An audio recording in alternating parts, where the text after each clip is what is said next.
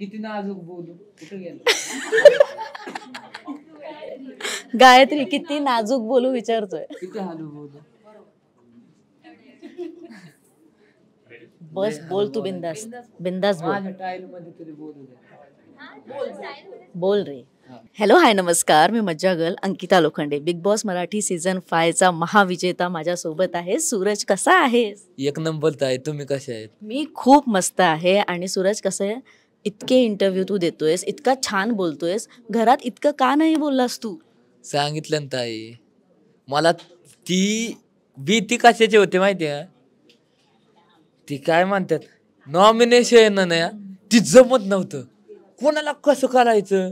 आणि ते घरात कसं असते ना की हे मुद्दा ते मुद्दा ते करतच नव्हतं. कुठल्या मुद्द्याने बोलायचं आणि नॉमिनेशन कालनं सांगायची होती ते कालनं मला कळत नव्हती. कुठलं कालनं सांगायचं कसं वागायचं ते कळतच नव्हतं. त्यामुळे मी असं बसायचं. बोला तुमचं तुम्ही, मला काय नाही होत. बोला, मला किती नॉमिनेट करा, माझं फॅन माझी जान आहे. मला सूरज काय आवडलं माहितीये, तू कधीच कोणाचा अपमान नाही केलास, कोणाला शिव्या नाही दिल्यास, किंवा कोणाच्या काय म्हणतात भांडणात नाही पडलास. तर हे ठरवून आलेला की मी हेच करणार. खरं सांग ताई, मी खरंच तसंच करणार नव्हतं आणि तसंच वागलोय. आणि मी मानलेलंच मी आहे तसं वागणार आणि माझ्या फॅन लोकांना मी आवडणार. पण घरात तुझा खेळ जेवढा गाजला तेवढे तुझे कपडे फार गाजले. बाहेर हे जे पॅटर्न आहे झापूक झुपूक आणि गोलीगत, हे इतकं गाजलं. ज्या ताईने तुझे डिझाईन केले त्या ताईबद्दल काय सांगशील? आणि त्यांचं नाव सांगा मला. त्यांचं नाव सोमय्या पठाण. सोमय्या पठाण ताई, त्यांचं मी मनापासून आभार मानतो की मला इतकं देखणं बिग बॉसच्या घरात तर मी दिसावलंय. म्हणजे तुमच्या मला देखणा दिसलाय सूरज चव्हाण, तर तुमचं मनापासून आभार मानतो.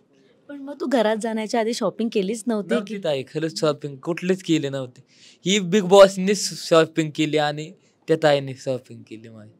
पण जेव्हा ही इतकी सुंदर ट्रॉफी आली, मी मगाचपासून ऐकते की ही ट्रॉफी तू घरात ठेवणार. सुंदर आहे आणि हे सीझन सगळ्यात टॉपचा आहे आणि लय गाजलाय.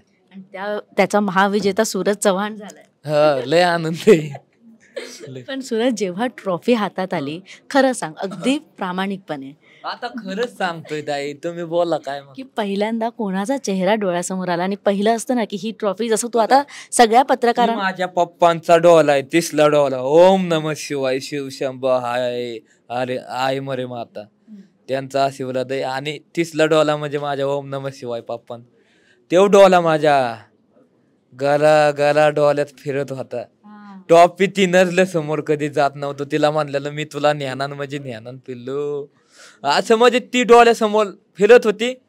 आणि ती चितलं दिसायचं की मी हातात उचलली बिग बॉसची टॉप, जिंकलोय असं व्हायचं आणि जिंकलो. पण जे स्वप्न पाहिलं ते सत्यात उतरलं. सत्यात. विंजय. पण आता चित्रपटही आलाय वाटेला, केदार शिंदे यांचा चित्रपट ज्याचं नाव आहे झापूक झुपूक, त्याच्यासाठी किती तयारी करणार आहे सूरज?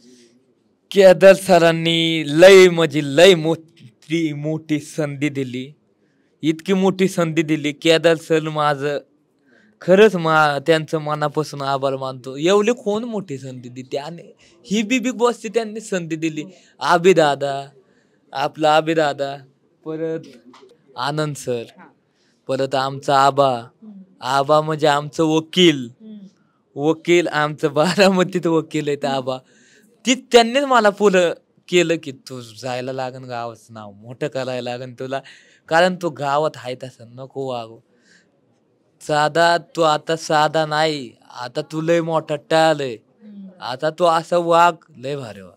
अगदीच. पण सूरज, तुला सुरुवातीच्या काळात घरात गावची आठवण यायची, पण जेव्हा निघायची वेळ आली काल, तेव्हा तुला बिग बॉसच्या घरातून मला जावंच वाटत नव्हतं. त्या टायमिंगला असं झालं की त्या आठवण्यात त्या मनात बसल्यात की असं वाटत होतं की जायलाच नको वाटत होतं. खरंच आहे, असं वाटत होतं सोडूनच जावं नाही ग, पण आता जायला लागतं ना आपल्या घरी. पण बिग बॉसच्या घरात तू बऱ्याच तुझ्या इच्छा मांडल्यास.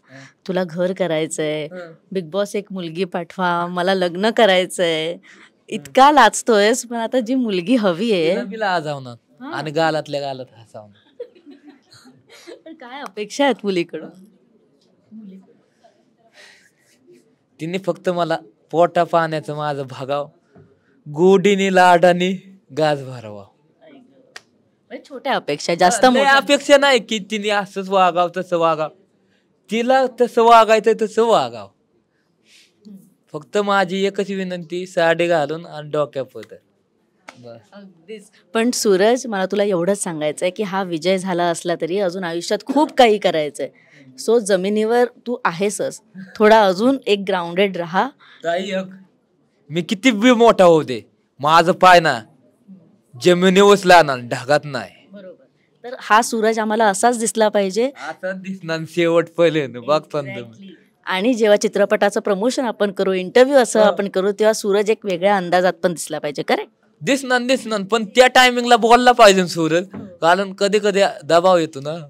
आता नाही दबाव, आता बोलतोय. त्या टायमिंगला बघू आता. अगदीच. थँक्यू सो मच आणि ऑल द व्हेरी बेस्ट. खरंच धन्यवाद मनापासून. तुमच्यावर आख्यान बरं बोलून मला लय भारी. थँक्यू. मराठी चित्रपटसृष्टीमधील latest update, original web series, shows, गाणी आणि एंटरटेनमेंटसाठी आमच्या चॅनलला सबस्क्राईब करा आणि बेल आयकन दाबायला विसरू नका.